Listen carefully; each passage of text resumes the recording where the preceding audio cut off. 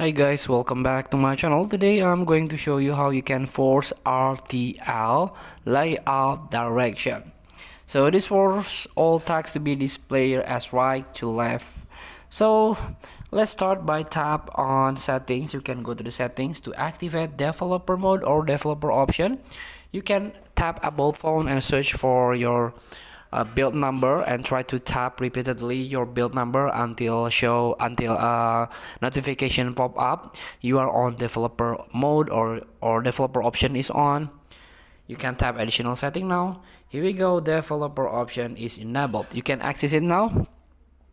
Here you can scroll down and try to search force RTL.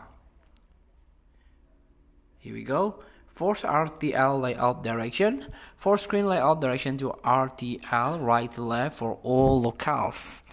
So if you turn this on, as you can see, force all text to be displayed as right to left, even if the current language is written as left to right. This option can be helpful for testing how apps will look in languages like Arabic without actually changing the device language. So feel free to try. Thank you for watching. Don't forget to comment, like, and subscribe, and also click this button below. See you in the next video.